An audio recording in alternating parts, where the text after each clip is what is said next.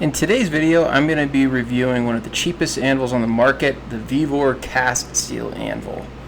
So just looking at their website to start, it is a really cheap anvil. 66-pound one is the one I'm going to be reviewing. It's $160. Got some specs on there, 50 Rockwell hardness, and it says that it was heat treated.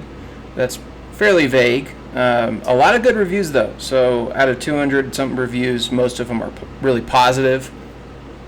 A lot of people are saying that it needs some cleaning up, but overall it's good for the price that you're paying. The bad reviews really aren't saying anything too bad, just that it needs some cleanup and it's not terribly high quality. 66 pounds instead of 62. 4 pounds isn't going to make a huge difference, so to me that's not something to really worry too much about. Unboxing it, looks like a lot of people were right. There is a lot of cleanup necessary. Some really sharp burrs were on the edges, but something nice, they've got mounting holes with access to them through the Hardy and Pritchell hole, which I really like. Cleaning up the edges, really easy to do. Just use an angle grinder, round it over.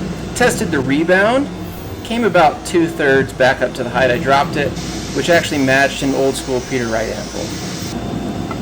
Keeping the beginner in mind, because I think that's who this anvil really is best for, I mounted it in a really basic way. I'm a bladesmith. I forge kitchen knives, so that's the first thing I did with this anvil. I'm using 01 tool steel. It's a really tough steel. Figured it would be a good way to test this thing out and see how much abuse it can take on the face of the anvil and how good its heat treat was. I was pretty impressed with really just the way this thing took abuse. I'm not using it in any crazy way. I'm really just doing what I would do on a normal day in forging out a kitchen knife. And for that kind of work, it held up great.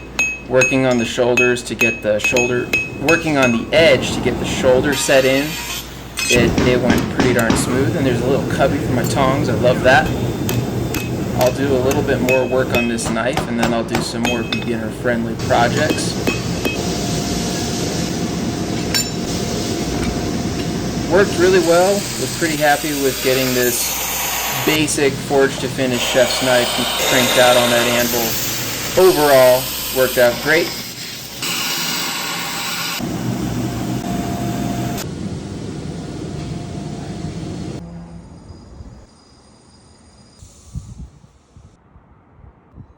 A couple days later, I left the anvil actually in a school, so I work out of the school and let a bunch of students use the anvil and beat it up. I'm forging out actually a beginner's project, beginner-friendly project, because I think this is, again, a beginner-friendly anvil. And this is like a little blacksmith's knife, or they call it a Viking knife. It's forged from one piece of mild steel, and I'm really utilizing the edges of the anvil for this project, and then I'll use the horn a little bit to curl the handle up.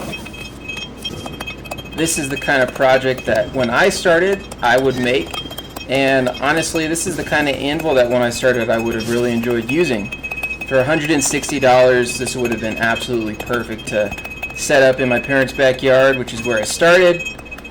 I think it's so far a great deal for the price that you pay. This thing is definitely worth it.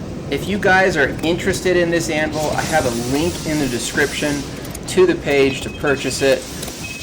One last project, just going to forge out another beginner-friendly or even advanced. This is just a good way to warm up for smithing work. Forging out a little leaf, a decorative leaf. Again, really working on the edges of the anvil to see how they set shoulders in, see if they take any major damage. And through each of these projects, the anvil really has not had any major damage, anything to be concerned about. The only thing that's kind of annoying about it is the fact that it rings like crazy. Who is this for? It's for the beginner for sure, and it is definitely worth the price. Thanks for watching.